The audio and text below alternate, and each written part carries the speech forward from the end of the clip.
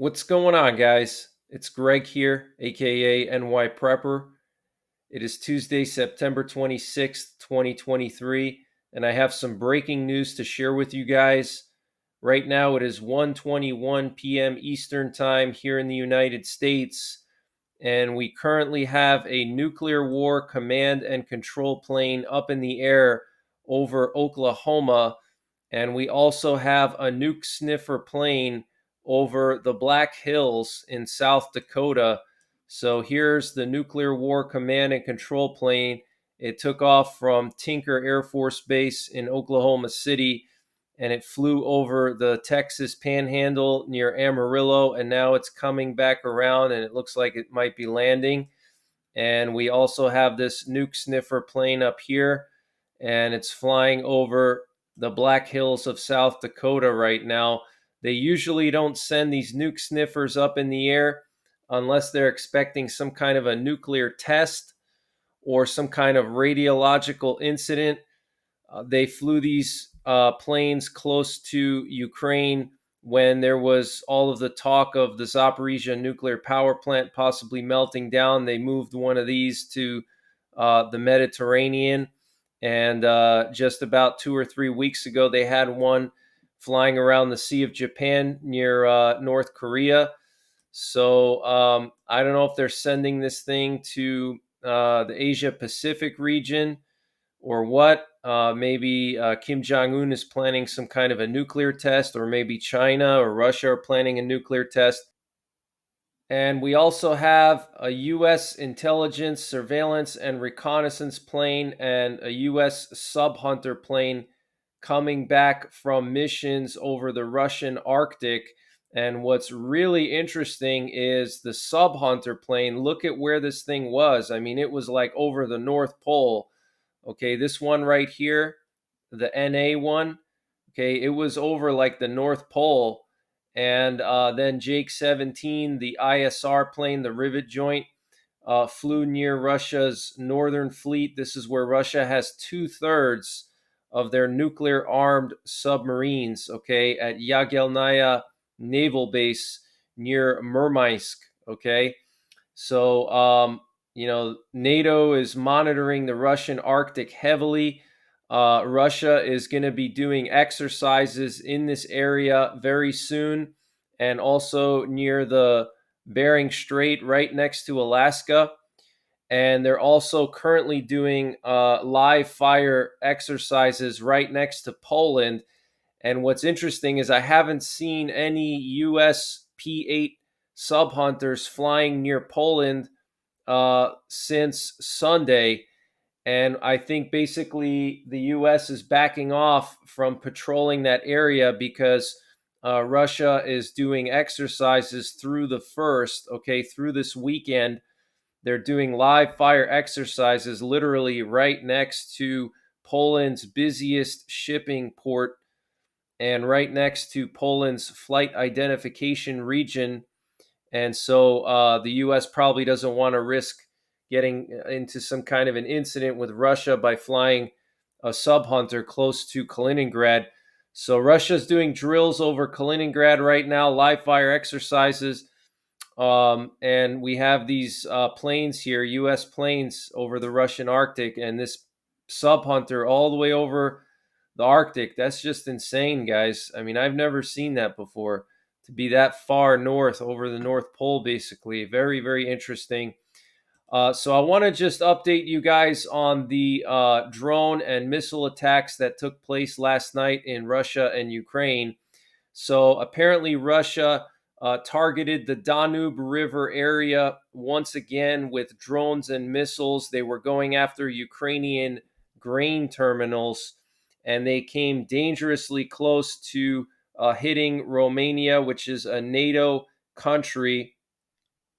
I can confirm to you that one of the international crossings between Romania and Ukraine was hit by these Russian drones, and that was the Orlovka Osachia border checkpoint and ferry crossing. I'll show you guys where that is on this map.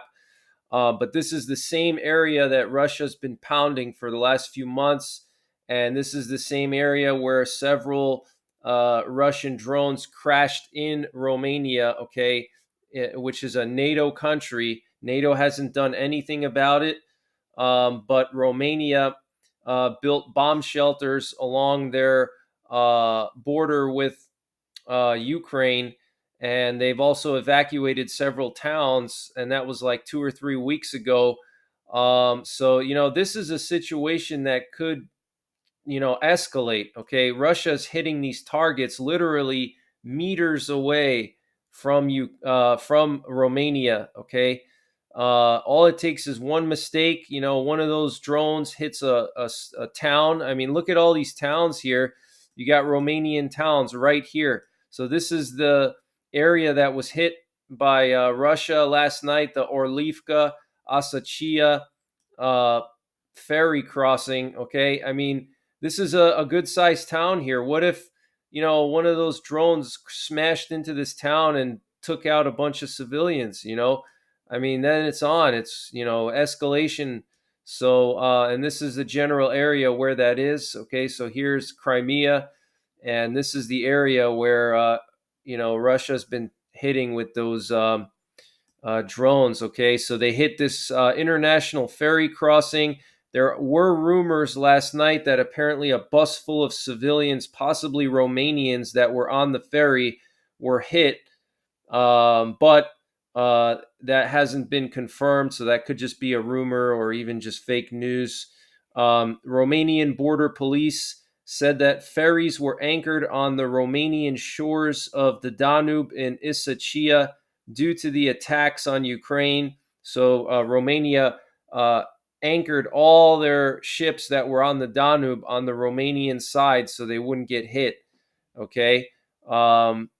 Traffic was redirected through Galati, a Romanian town upstream from this ferry crossing. So this is where Galati is. So they redirected traffic to this area for people that wanted to cross.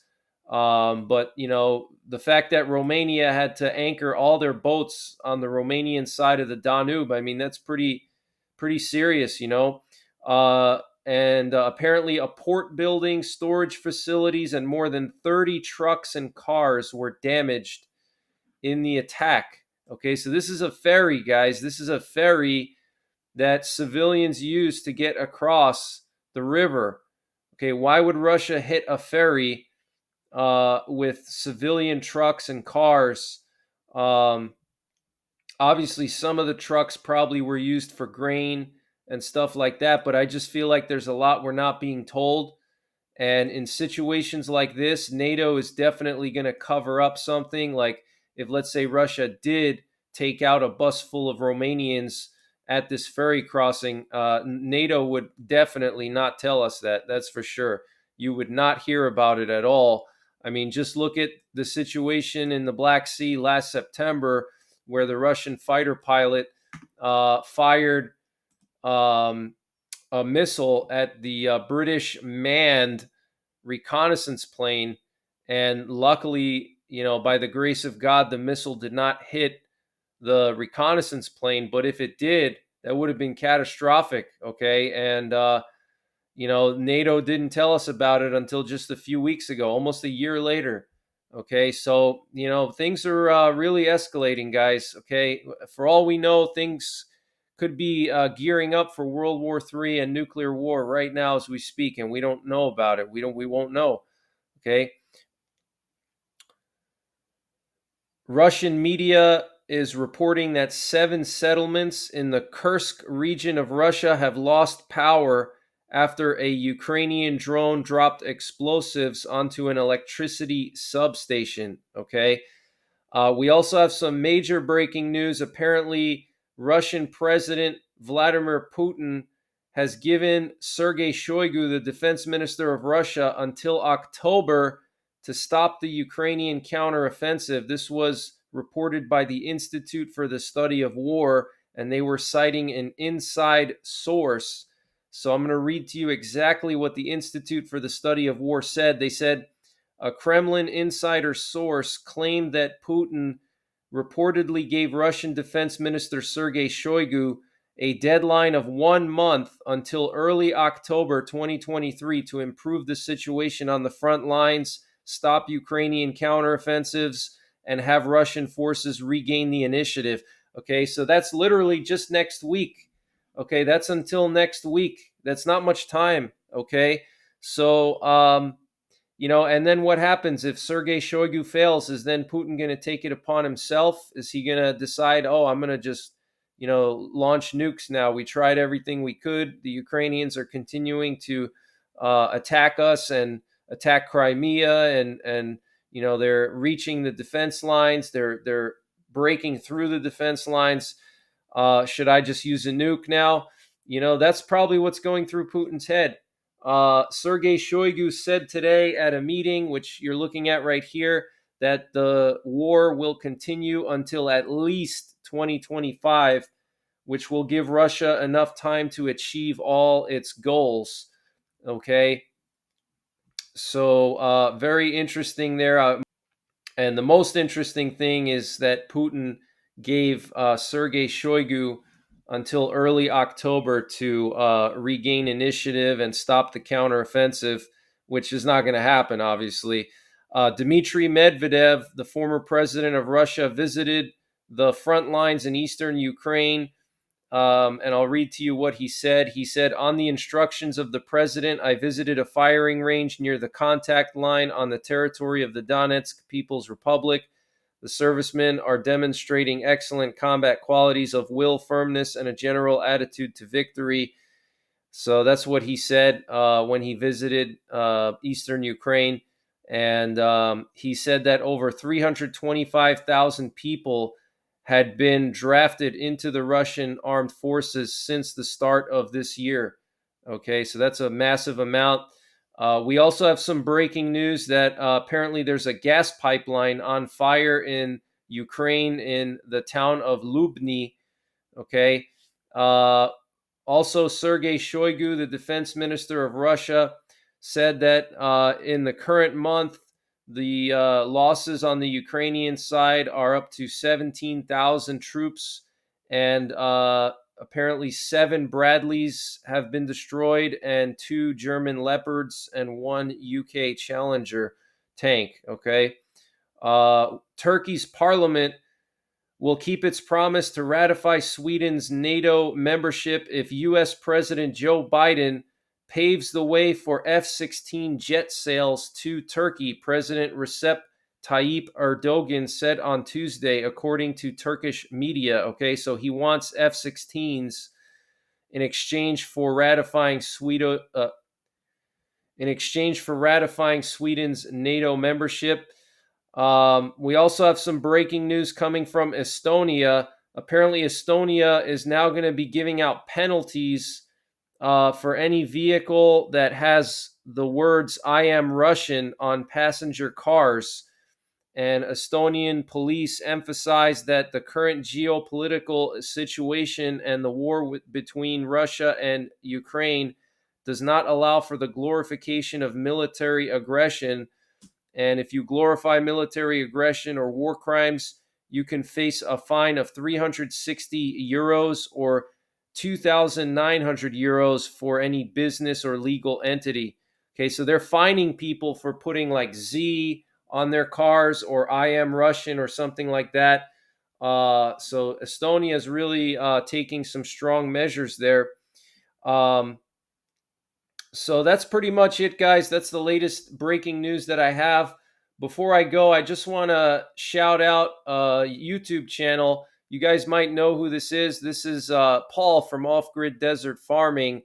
And he has a second channel that he created. He's going to be restoring a 1973 Cutlass Supreme.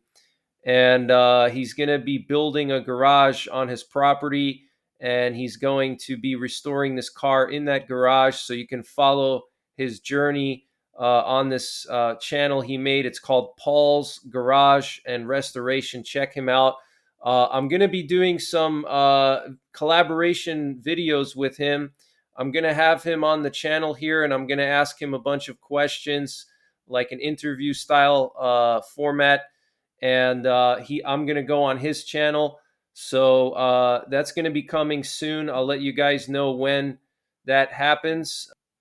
So check out his channel, and I'll probably do another update later on this evening. So be on the lookout for that. Make sure you're subscribed and hit the bell notification icon so this way you're notified of my uploads so you can get these updates as soon as possible. Also, check out my Patreon. There's a link in the description below this video if you want to get first access to my updates. I always upload them first on Patreon, and I also upload other extra stuff there. So you can support me over there. Other than that, take care, God bless, and don't forget the 3 Ps: prepare, practice, and persevere.